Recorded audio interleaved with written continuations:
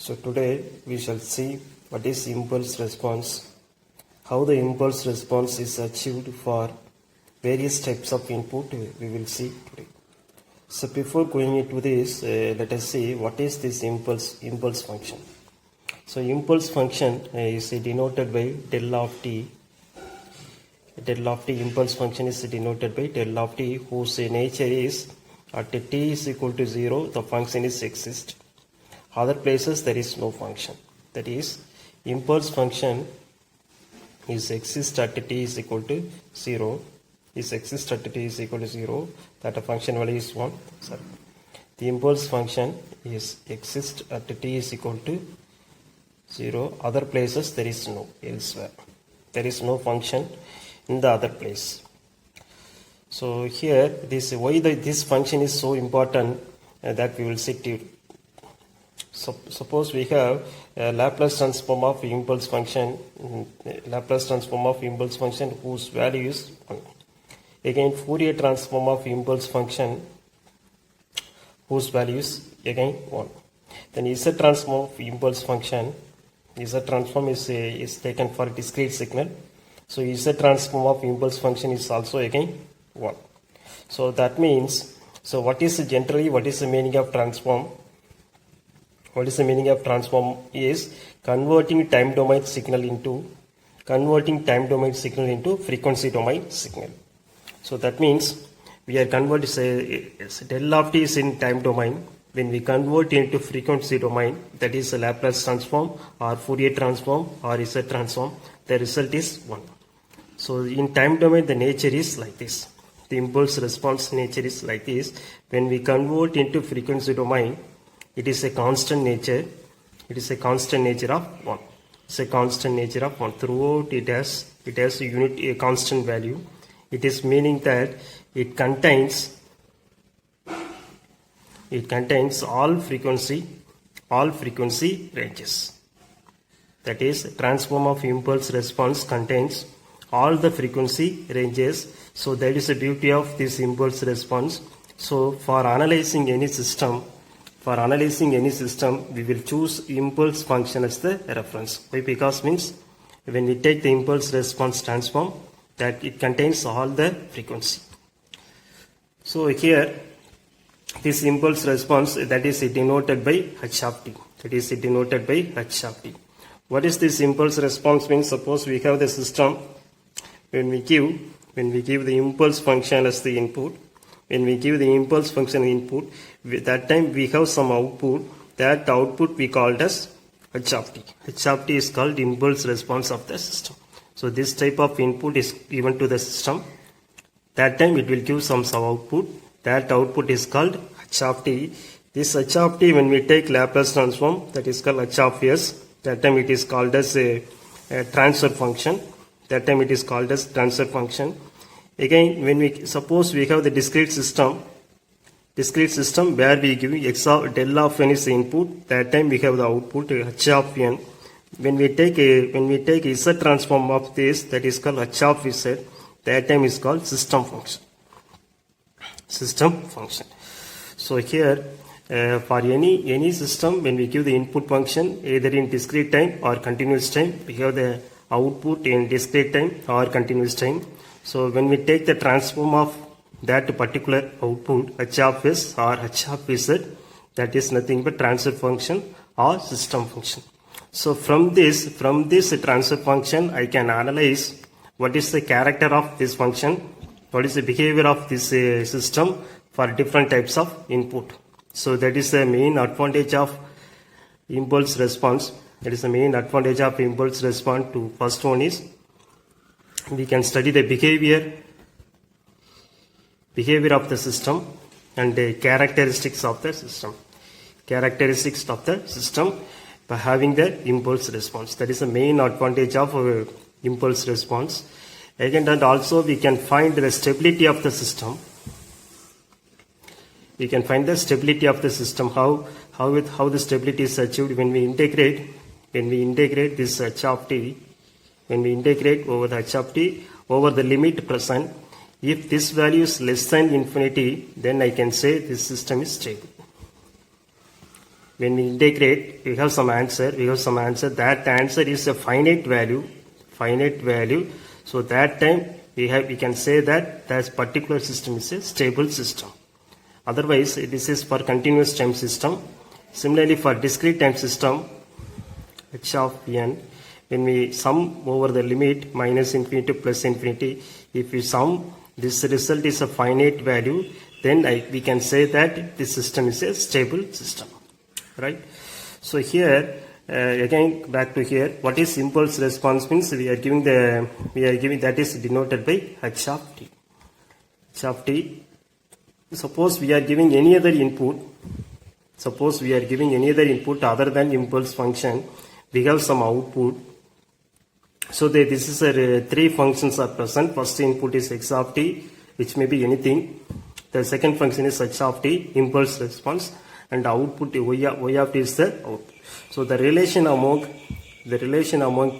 these three functions are y of t is equal to x of t convolved with h of t. X of t convolved with h of t. X of t convolved, it is a convolution operation, convolved with h of t. When we take Laplace transform on both sides, that becomes y of s. Y of t becomes y of s. The convolution between two signals whose Laplace transform is multiplication of individual transform. That is convolution of two signals whose is a Laplace transform is multiplication of individual transform. So x of t having the transform of x of s, h of t having the transform of h of s. So therefore, h of s is equal to y of s divided by x of s. So this h of s is called as transfer function. That is equal to output Laplace. Y is called output Laplace divided by input Laplace. So from this we can study what is the behavior of the system. So using this we have many problems, so that we will see one by one. So the main relation we are using is y of s equal to x of s, h of s. So before going into this, we will see some basics transform, that you memorize all the transforms. Suppose you have u of t step function whose Laplace transform is 1 by s. We have the ramp function, the Laplace transform is x. We have the exponential function whose Laplace is 1 divided by s plus a. Okay, here we have the minus, means the transform is plus. Again, e power plus a t, exponential rising function, that time we have s minus e. Here we have the plus, means there we have minus. Suppose we have u of t minus 1, meaning that it is a delayed version of step function. The step function is delayed by an amount 1. So therefore the result is, the original transform is 1 over s. How much amount it is delayed by an amount of 1. So that much power minus 1. It is delayed by an amount of 1. So e power minus 1. Right, suppose we have enough. So the remaining things we will see into the problems. Right, so the first question is, the unit impulse response of a linear time invariant system is a step input function for time t greater than 0. The response of the system for the excitation of e power minus at u of t will be what? The four choices are given. So again, the impulse response in the given problem, the step function, the unit impulse response of the system is called step function. That is, h of t is given as step function. And what is the output? When the input is e power minus at u of t? What is the output? What is the response for the input of e power minus at? So here we know the relation y of t is equal to x of t convolved with h of t. Take Laplace transform, convolution in time domain, multiplication in s domain. So given h of t is a step function whose Laplace is 1 over s. H of s is 1 by s. Again given the input is step e power minus at u of t.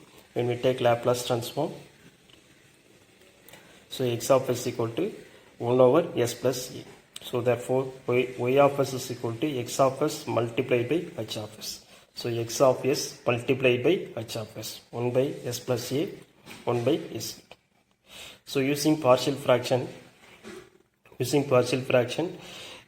you calculate here the denominator two terms. So we must include two constants. So calculate the constants a and b.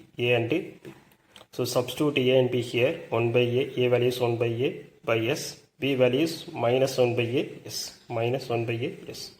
Again you take Laplace transform. So 1 by Laplace transform is called as, simply we can write as a constant.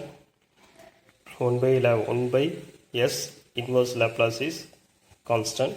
So 1 over 1 plus a, 1 over s plus a Laplace is e power minus at. Inverse Laplace is e power minus at. So we can take 1 by a outside. So this is the output of the system. That's the response of the system for the input e power minus at u of t. So 1 by a e power minus at. So here we have the answer.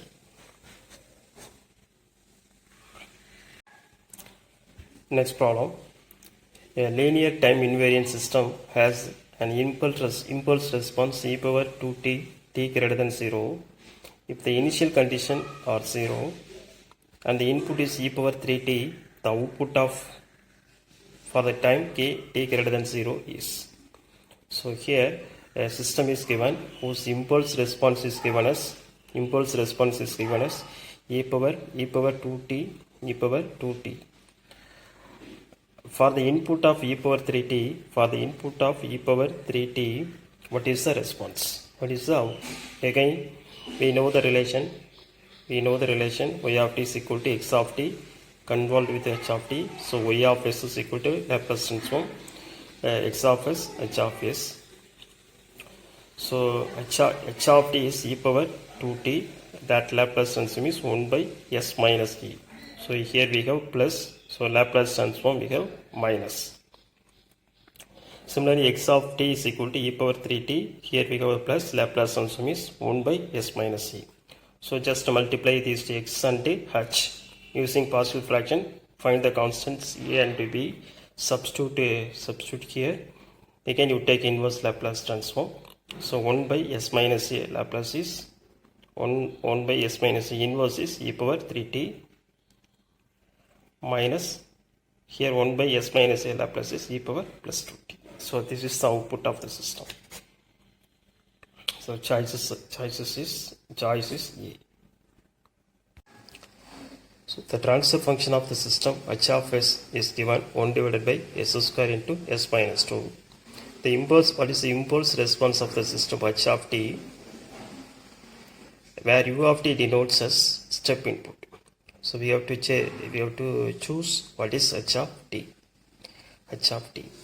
Now suppose we have two systems are connected in cascade. The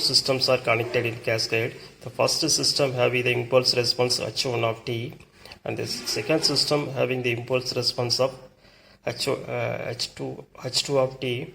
When the next system having the impulse response h of t, that is a cascade connection. This h of t can be expressed as h1 of t convolved with h2 of t. That means two systems are in cascade having individual impulse response h1 and h2. When we combine together, having a single system whose impulse response is h of t, which can be expressed as convolution between first and second. So here, when we take Laplace transform, when we take this function, when we take Laplace transform, left side we have h of s.